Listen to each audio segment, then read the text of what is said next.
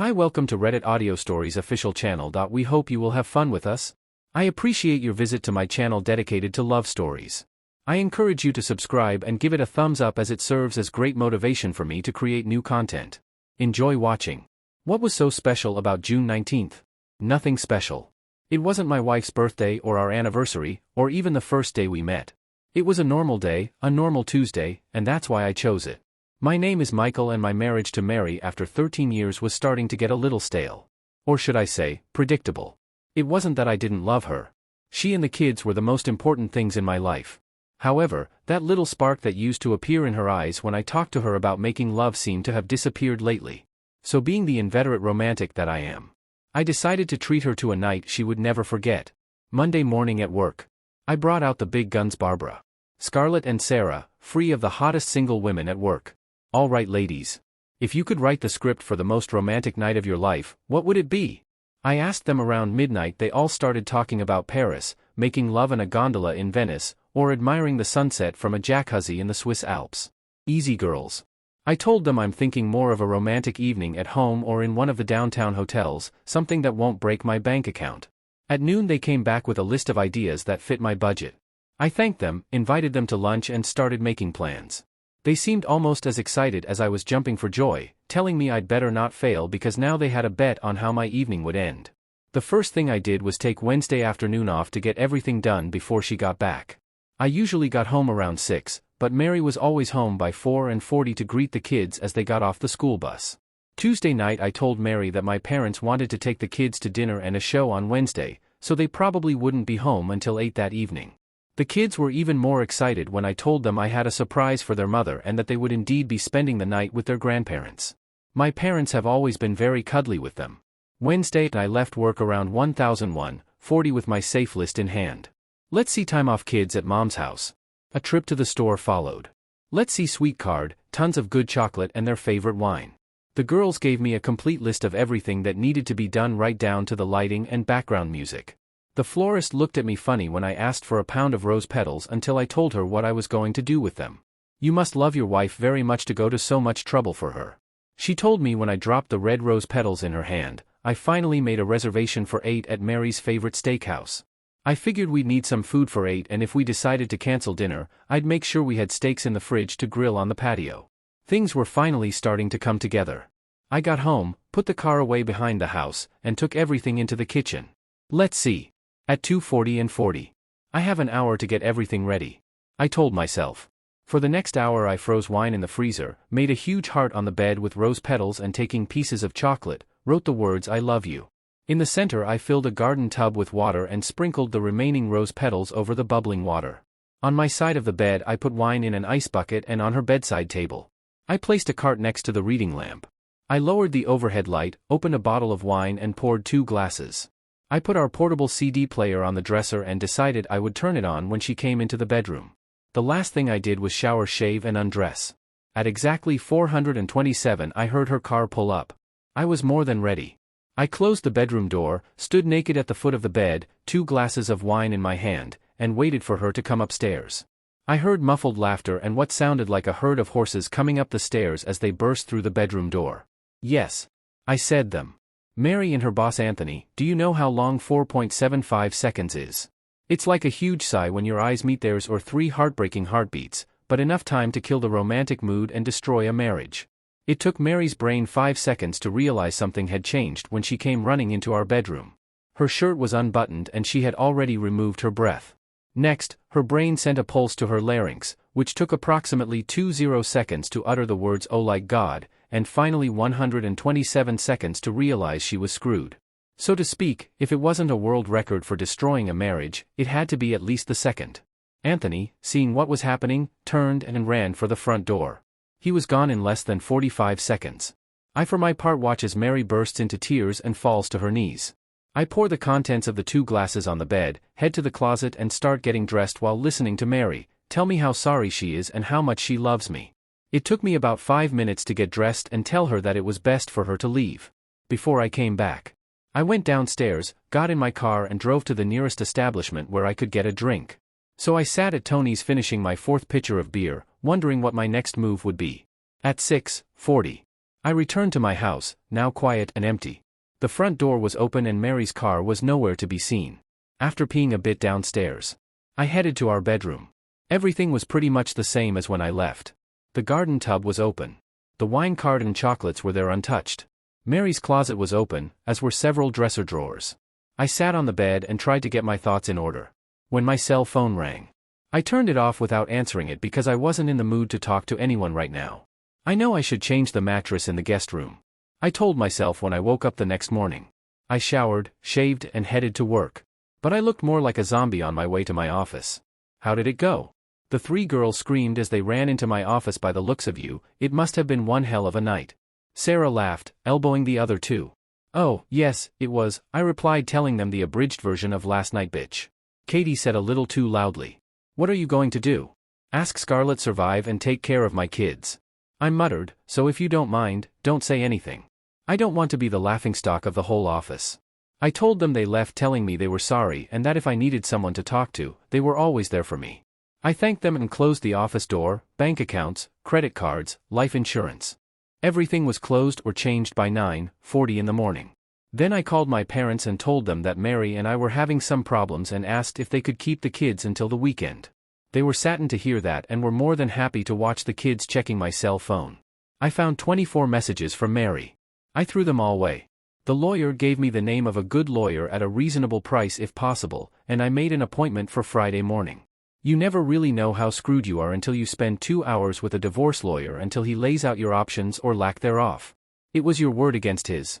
Mary and Anthony hadn't done anything yet when you caught them, and you can't kick her out of the house because it was her house too.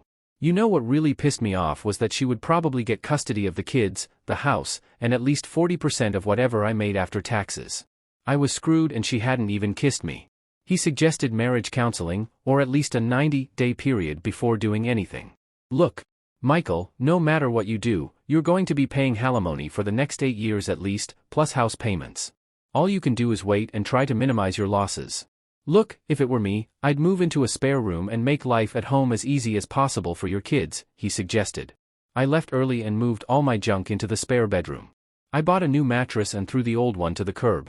I never returned Mary's call, but I knew she was likely to show up at the house sooner or later. So I made sure I was prepared for her Friday. I picked up the kids on my way home from work and took them to a pizza place. They told me how much fun they had had, but they were looking forward to going home. Mary finally showed up around 8:40 in the evening. The boys surrounded her on all sides, but she never once took her eyes off me. By 10 o'clock, they had dispersed to their rooms and I headed for the guest room. Mary asked if we could talk later, but I told her I wasn't in the mood. Junebe tomorrow, I said as I closed and locked the door. I heard a gasp as she looked around what used to be our bedroom. I heard the sheets being pulled back from the bed and other sounds as I imagined her trying to clean the room. Saturday morning I saw a card, rose petals and chocolates in the waste of basket along with an empty wine bottle. The kids had breakfast and went about their usual Saturday business, friend and soccer. I wasn't very hungry, so I just made coffee. Mary came down just as I was finishing the first cup. I poured myself another, grabbed the newspaper and went out to the terrace. You know you're going to have to talk to me sooner or later, she said with red eyes. But why, Mary? What can you tell me to explain what I saw on Wednesday? Since when did you cheat on me with Anthony?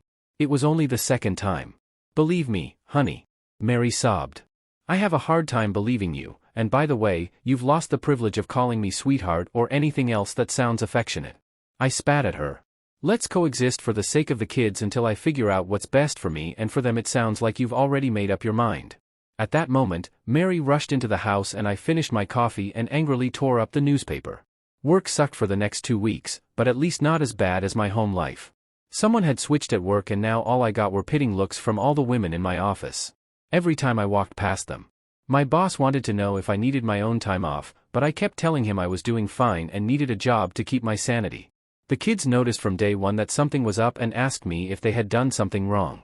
Children, your mother and I are going through a rough patch, but nothing is wrong. Trust me. I told them, but I didn't. Mary tried to talk to me and even tried to seduce me once, but I didn't feel anything for her anymore. I felt worse than whale shit when Scarlett walked into my office on Thursday just before 5 o'clock. Get your coat, we're leaving, she announced. I looked up to say something to her, but she stopped me. Junebe, you don't understand, this is not a request. Get your damn coat. We're out of here, he announced. When Scarlett and I arrived, there were two more of the formidable trio, Barbara and Sarah, seated at a table in a corner of Anthony's. After ordering a drink, Scarlett started talking to me. "You've got to come to your senses. Michael," she began. "You've been walking around like a dead man for 2 weeks now. And even though everyone's got your back, you're going to get in a lot of trouble. If you don't get your head and your ass tied up. I have my reasons. So why don't you fuck off?" I was about to yell at him, "Fuck off, Ashok. You're not talking to Mary," Sarah retorted.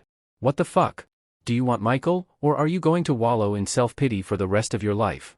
"I want things to go back to the way they were before this shit happened," I said. Looking down at my glass, "I thought you said your marriage was outdated and you wanted to revitalize it," Barbara asked. "Do you really want to go back to your boring life view?" "I'd love her and hate her at the same time. I'd like to strangle her and Anthony for what they did to me," I screamed. "I don't know what the hell to do or where to start. Let's eat and then we'll figure it out," Scarlett said, motioning the waiter over. "The first thing we need to do is even things out. Mary is still at home and goes back to work every day. Anthony, on the other hand, goes home to his loving wife and children despite having ruined your marriage." Scarlett said, "It's time for you to get your life back." By the end of the night, I was feeling better and they were right. I had to do something. I couldn't go on like this. It was tearing me apart.